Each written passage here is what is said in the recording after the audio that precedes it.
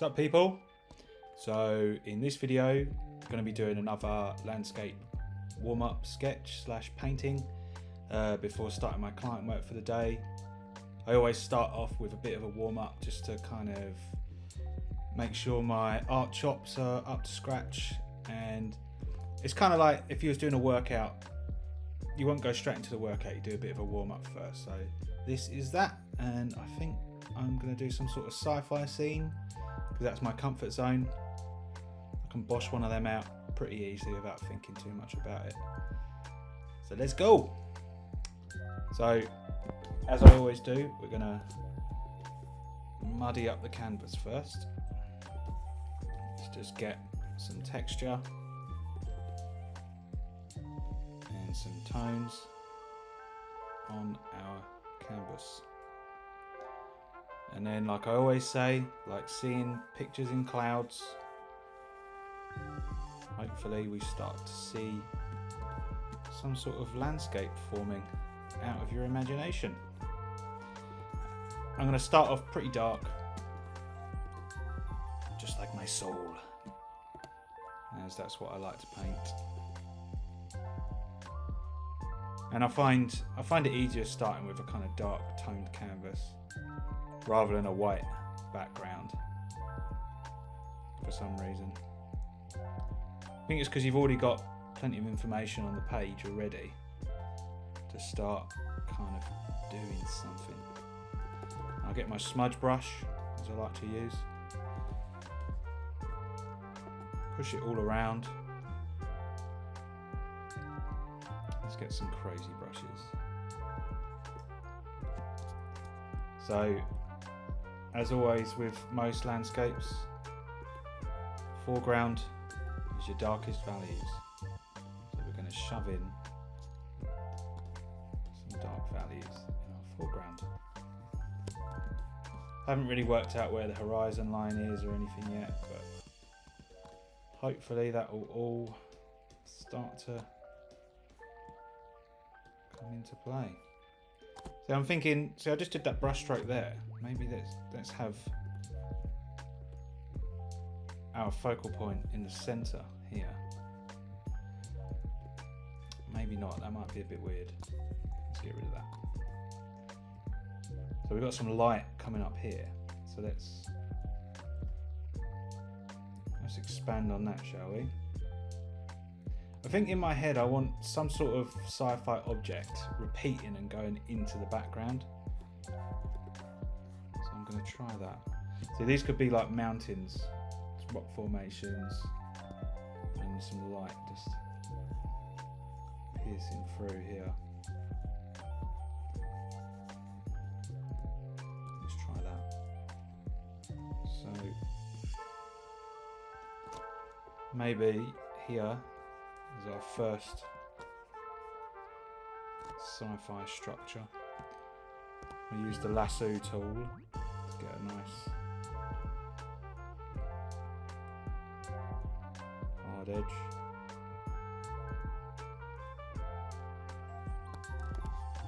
Fill that in.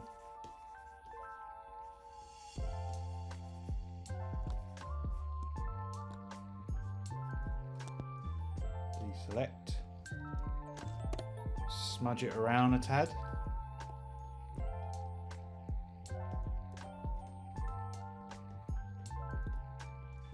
And what I might do is repeat that shape going into the background a little bit. So,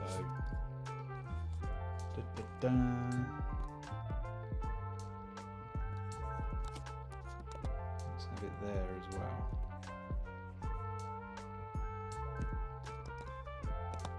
Firstly, actually, what I'm going to do, where's my selection shortcut? I need to duplicate the layer first. Command T, that's it. I'm going to pull this down just a little bit, and then use my mixer brush just to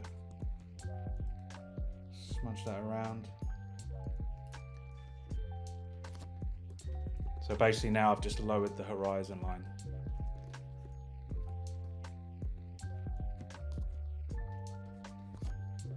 And let's bring in some of that light again from the top, because that looks pretty cool.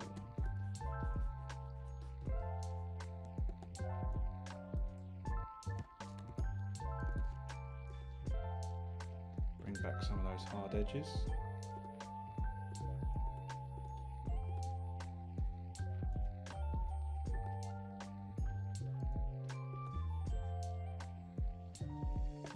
Let's get my soft brush to bring back in some of that light. There we go. Sound effects, not necessary, but they do help.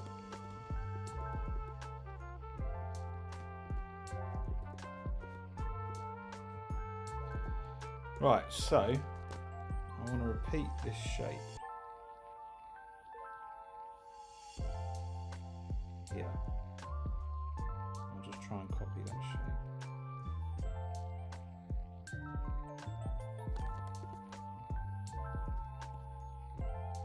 Fill it in with a slightly lighter value, so that gives it distance. As when things start to recede into the background, they get lighter in value.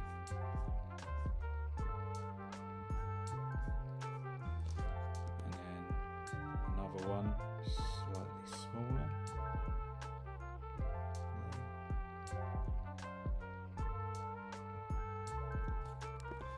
And again, fill it in,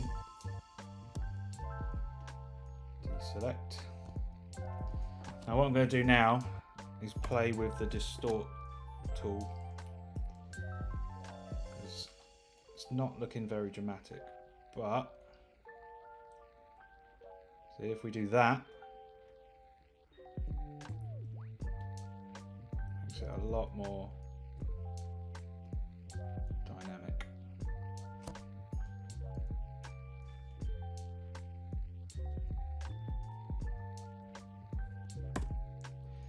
And with repeating objects, it's always good to work in groups of 3.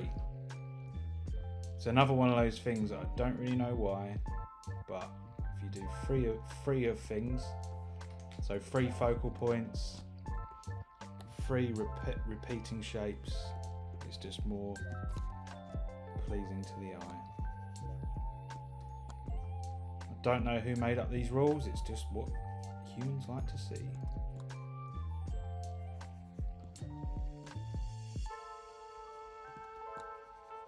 That one can be off canvas.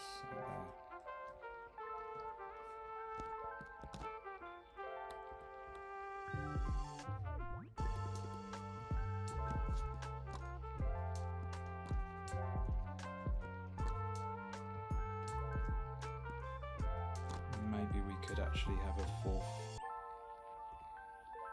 I think you need like odd numbers, so if I'm going to do a 4th, I better do a 5th.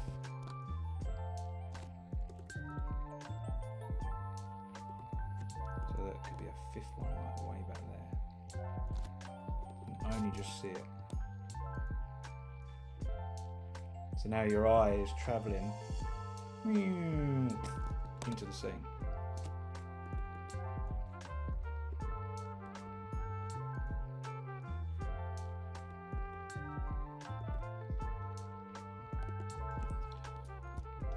Right. Let's play around with these rock structures.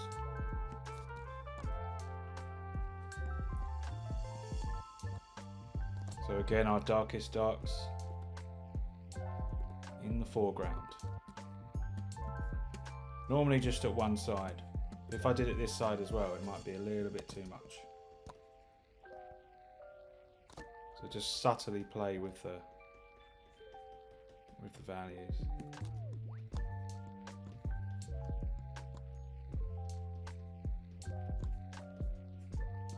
Building up some layers and texture.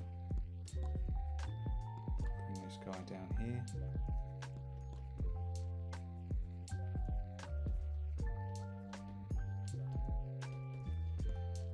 So what I might do is just darken the whole image.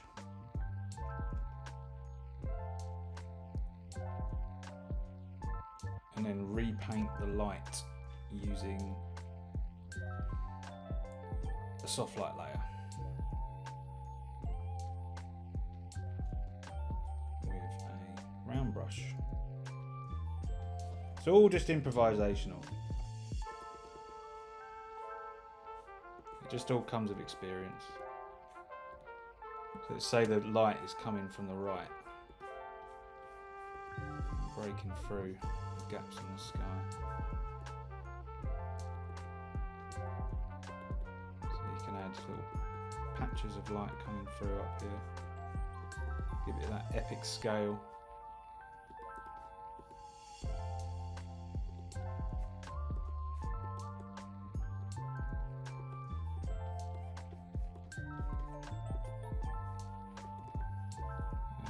Of fog and stuff, just to balance the image out. Epic!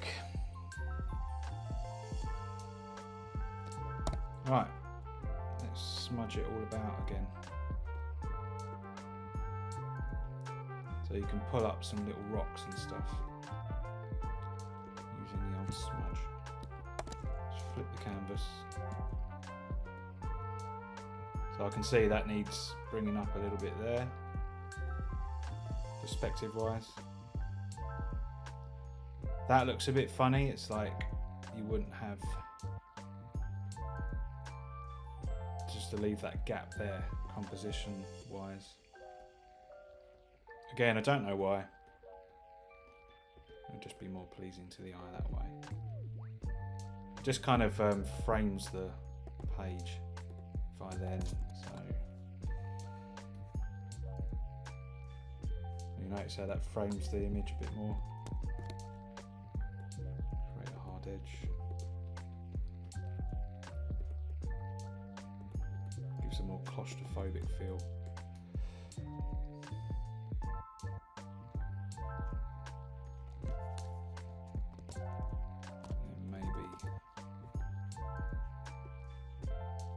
No, see, too many pointy things. I did that.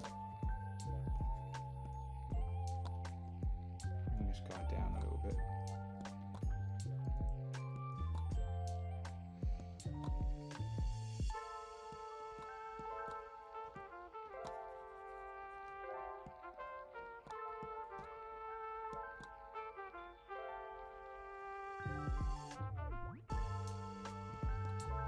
So this can all be just fog. Nothing better than building an atmospheric painting with a little bit of volumetric fog. Always works. You can literally drag it down. If you want, like this. Create little pathways or whatever.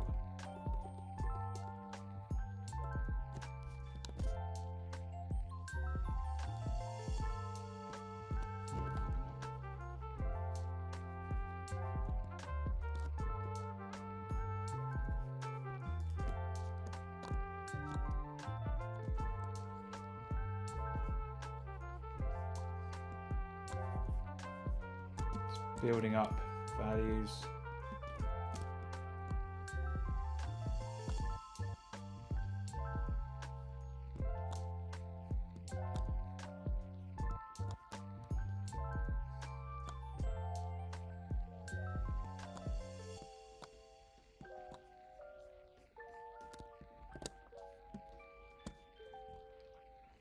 Right, let's use the old liquify tool just to play around with the composition some more. This is all you're concerned with at this point is composition. It is the most fundamental part of a landscape image or any image is the layout and composition. If that fails, it doesn't matter how much detail you do. It's just not going to be a pleasing image. Let's bring this around and just push that perspective a little bit more.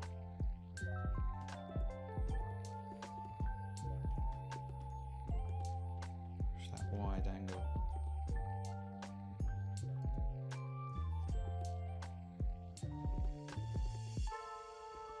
Just make subtle little changes.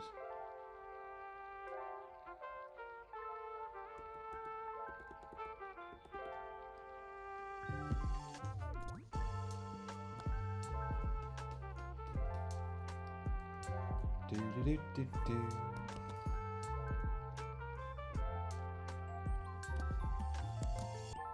Maybe these two are crossing. I'll just give us some depth.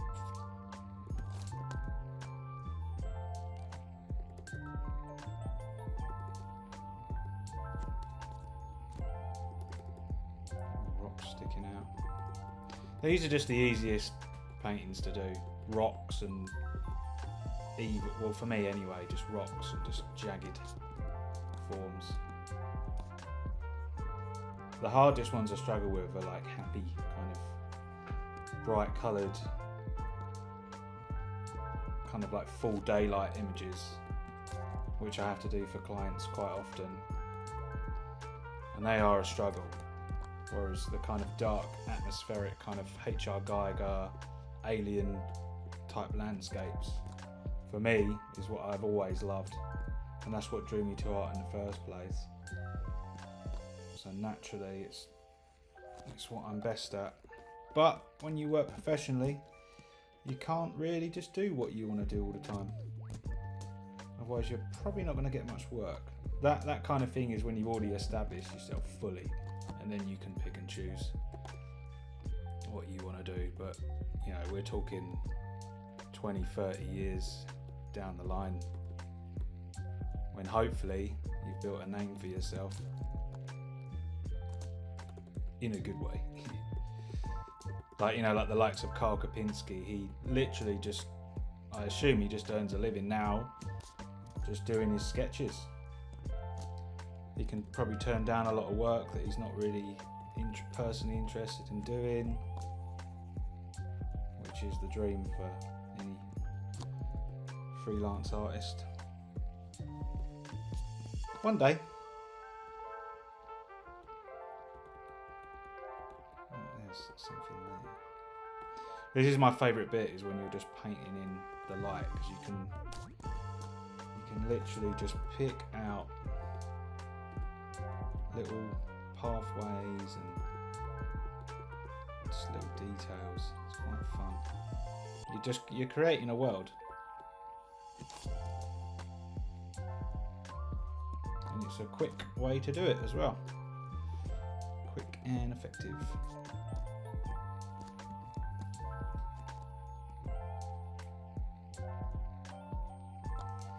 Maybe that won't be a rock. Maybe that will be a cloud.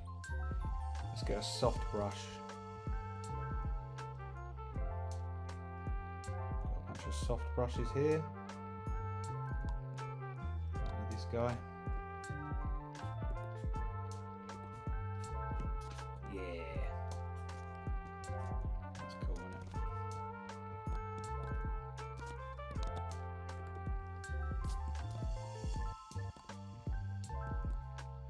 But just remember, you need your hard and your soft edges. So we can go in now and create some hard edges so you can signify between the clouds and the rock formations. So I'm going to do that now. So hard edge, rock.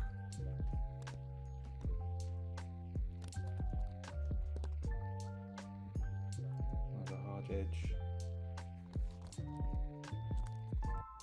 Plus. I really need to learn these shortcuts on this Mac. I'll be using it full time soon, so I better learn. So these are hard edges as well.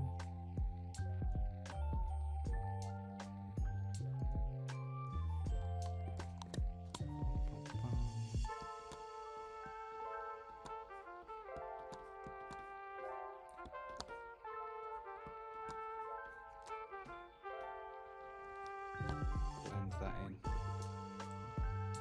the clouds are coming in. Bring it down.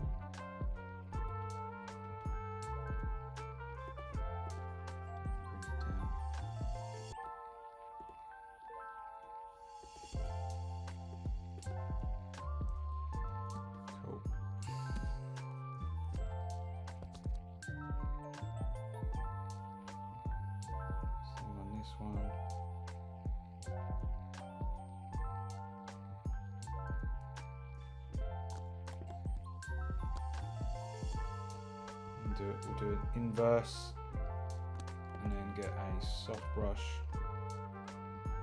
create a little bit more atmosphere around this so it sticks out a little bit more. Deselect. How long's that been? 20 minutes. I'll go another 10 minutes and then that'll be a fairly decent sketch. And then I'll make a part 2 of colouring and a little bit of detail work. Let's darken some of these values a little bit. Some detail there that I want to bring out. That looks pretty cool. So, again, you'll keep seeing me changing brush as well. That's important. That's how you get that kind of painterly look. You need a nice variation in your brush strokes.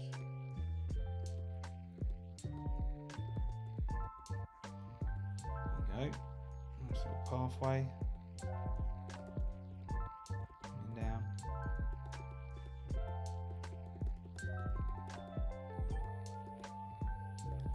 Just nice and light on the tablet. You want to slowly build up value.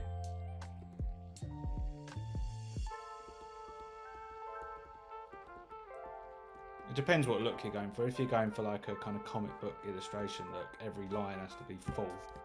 Whereas this kind of painting, it's just slowly building up your values.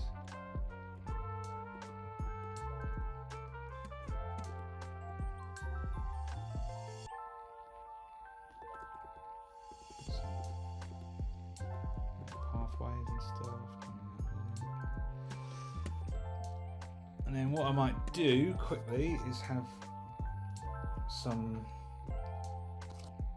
little lamps, some little lights, because I want these structures to look mechanical.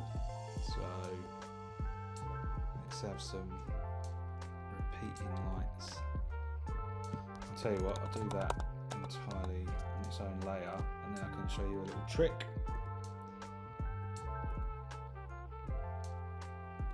Don't even know if this is going to look good, to be honest. It's not promising.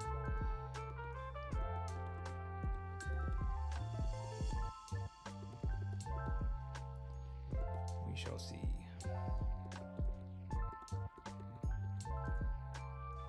So yeah, just by adding some repetitive lights, all of a sudden it's like, ah, is that a building or a machine? It always blows my mind how just a little change can just... It's all just shapes and values. It's all the same thing. Like this is the building... Like this sci-fi building is the same building blocks as a painting of a dog. But it's just the lines and values organised in a different way, which is what blows my mind about art. Just little subtle differences can just change the emotion of the viewer. Right, so duplicate this. Repeat it down here.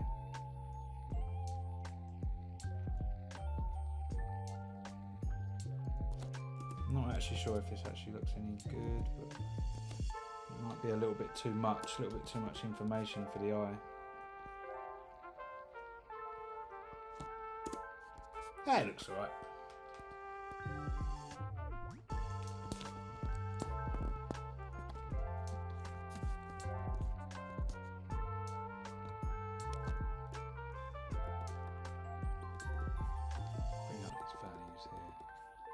So we've got really light values here. So you want to even out the value structure by adding some light values somewhere else. So I'm going to use color dodge, which then brings up the light values quite extremely, but you don't lose the detail of the painting underneath. I've got 5 minutes. So you zoom right out. Let's decide where to bring up the light detail. Where do we want the viewer to look?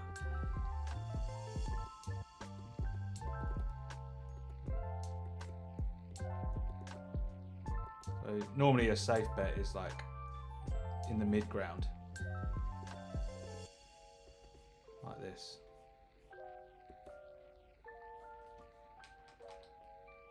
You need it to read really, really zoomed out.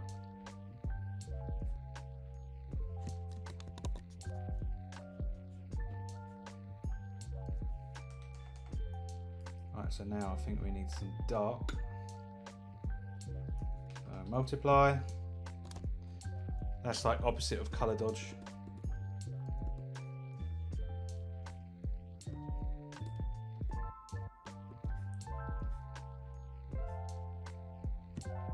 Gone too far with that. Too far.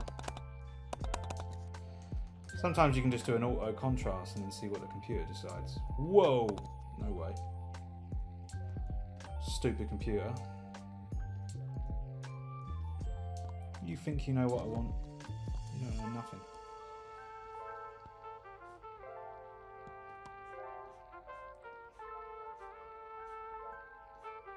I like that. That looks pretty cool. I think I'll leave it at that and then make another video with the